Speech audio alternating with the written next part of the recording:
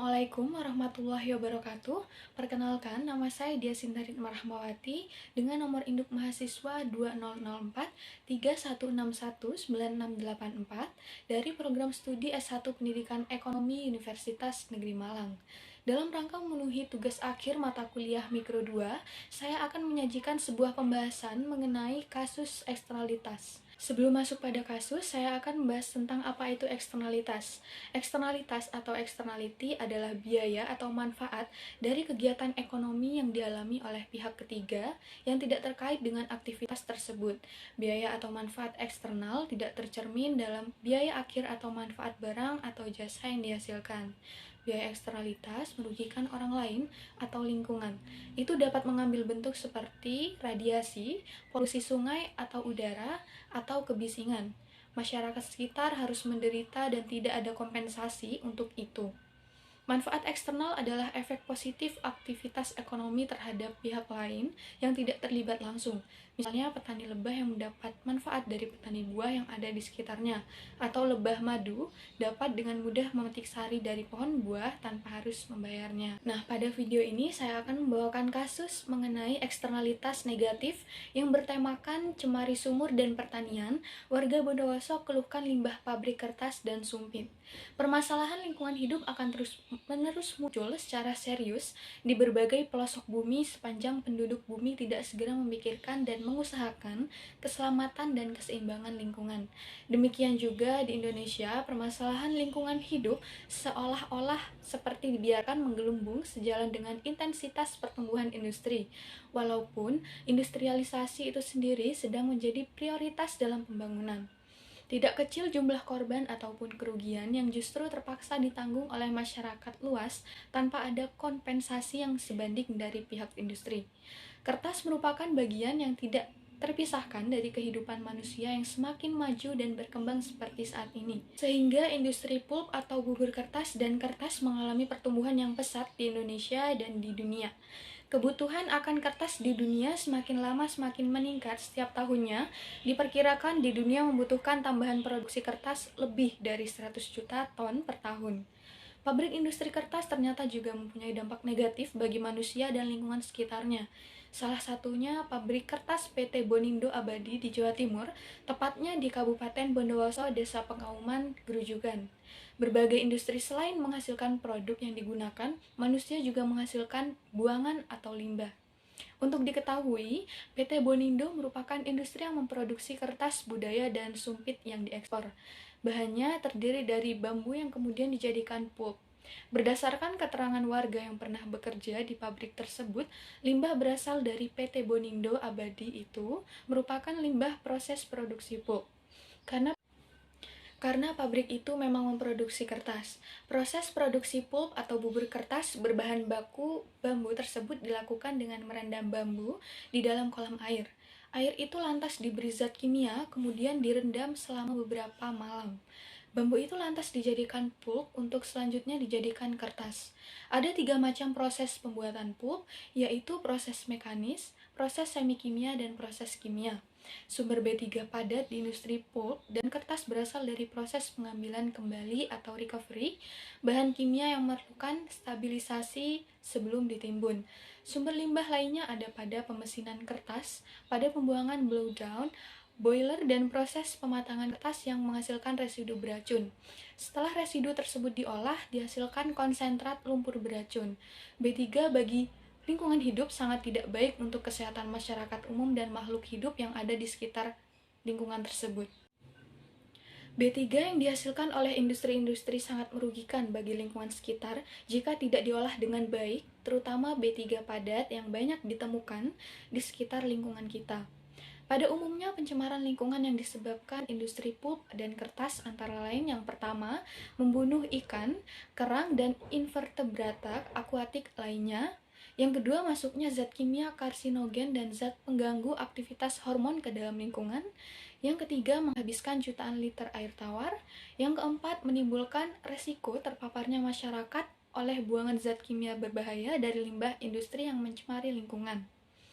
Karakteristik limbah industri pulp dan kertas yakni warnanya yang hitaman atau abu-abu keruh, bau yang khas, kandungan padatan terlarut dan padatan tersuspensi yang tinggi, COD yang tinggi, dan tahan terhadap oksidasi biologis. Limbah industri pulp dan kertas dibagi menjadi 4 kelompok, yaitu yang pertama limbah padat, terdiri dari A. Sludge adalah suatu bahan yang terdiri atas padatan 90% dan air 10%. Sludge didapat dari proses pengendapan pada influent treatment plant, mengandung bahan organik yang berasal dari bahan baku pulp. B. Biosludge adalah hasil samping dari influent treatment, yakni dari proses biological aeration, tersusun dari bahan baku pulp, selain mengandung mikroorganisme sebagai efek dari biological aeration. C. Peat adalah bahan dari proses depetting plant, yaitu proses pemisahan secara mekanik bahan baku pulp, yaitu antar bahan serat dan bahan bukan serat. Yang kedua ada partikulat, terdiri dari A. Abu dari pembakaran kayu bakar dan sumber energi lain.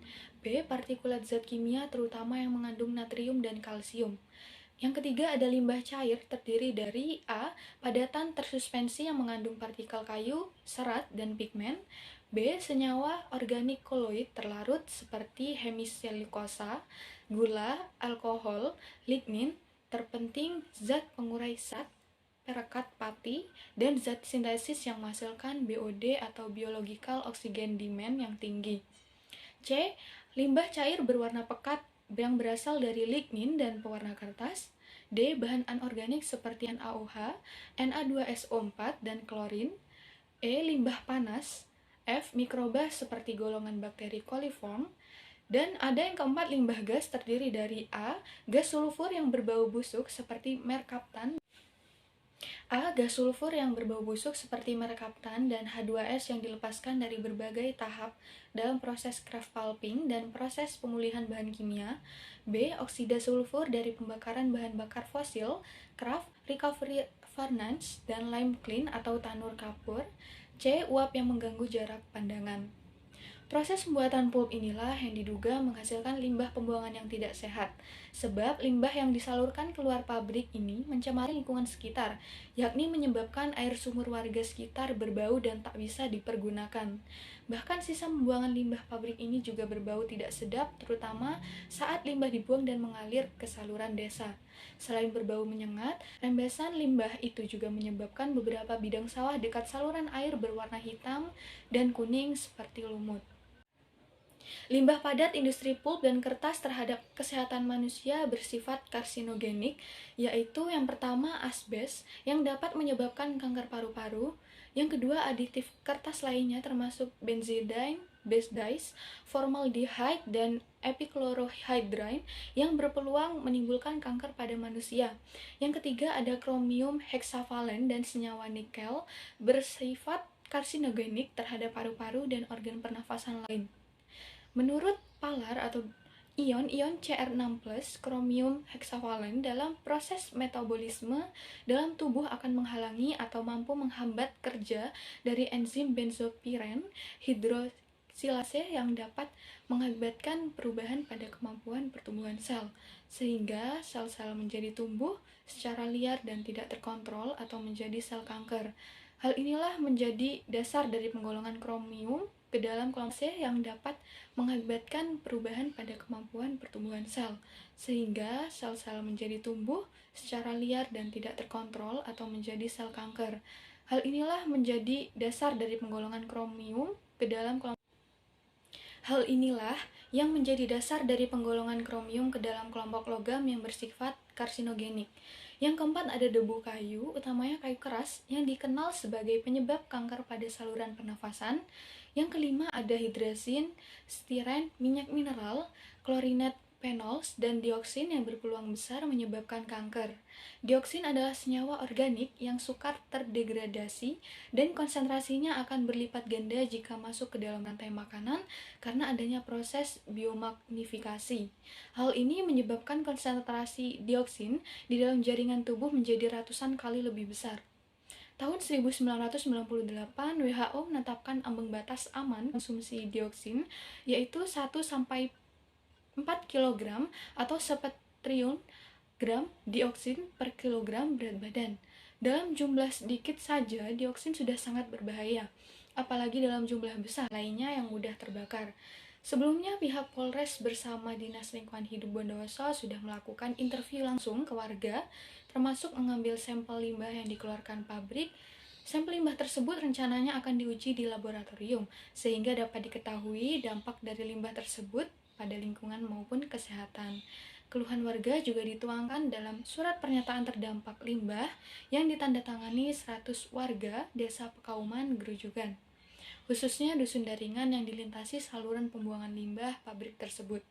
Surat pernyataan keberatan itu lantas dikirimkan ke pihak PT Bonindo Abadi selaku manajemen pabrik dengan tembusan ke Bupati, jajaran terkait di lingkup Pemkab Bondowoso, aparat berwenang lainnya, serta Muspika setempat. Petugas gabungan menutup saluran limbah pabrik kertas dan sumpit di Bondowoso. Penutupan dilakukan setelah beberapa kali diperingatkan soal pembuangan limbah yang mencemari lingkungan. Sebelumnya, Pemkab Bondowoso telah beberapa kali bersurat ke PT Bonindo Abadi yang memproduksi kertas, budaya, dan sumpit tersebut, namun tidak diindahkan. Penutupan saluran limbah pabrik bukan pada pabriknya, tetapi IPAL atau instalasi pengolahan air limbah beserta saluran pembuangannya. Bisa dibuka kembali jika limbah sudah memenuhi ketentuan. Salah seorang tokoh masyarakat desa setempat, Ali Rohbini, saat diwawancarai berikut cuplikannya. Saat limbah PT Bonindo atau pabrik sumpit dialirkan ke pemukiman warga. Menurut Kiai Ali Rohbini, tokoh masyarakat setempat, pembuangan limbah sisa olahan bambu tersebut biasanya dilakukan saat malam hari saat warga sedang beristirahat. Limbah ini sangat dikeluhkan warga. Jika tidak ada tindakan apapun dari pihak pabrik maupun pemerintah, warga akan menutup paksa saluran limbah PT Bonindo Abadi. Tuntutan saya kepada PT Bonindo Abadi, tolong boleh dibuka nanti, misalnya warga nutup bersama-sama, boleh dibuka dengan catatan pabrik PT Bonindo Abadi harus bisa beli mesin pengelola limbah sehingga limbah bisa tidak bau, warnanya tidak hitam putih. Berbahaya sehingga akan meningkatkan efisiensi, kualitas produk dan hubungan yang baik dengan masyarakat. Teknik minimasi limbah yang dapat membantu mengurangi jumlah limbah yang dihasilkan meliputi yang pertama perencanaan produksi dan tahapannya, yang kedua ada penyesuaian peralatan atau proses atau modifikasi, yang ketiga penggantian atau substitusi bahan baku, yang keempat pemisahan atau segregasi limbah, yang kelima ada daur ulang bahan, dan yang keenam ada pelatihan dan pengawasan para pekerja operator. Sekian pembahasan kasus dari saya, kurang lebihnya mohon maaf. Terima kasih. Wassalamualaikum warahmatullahi wabarakatuh.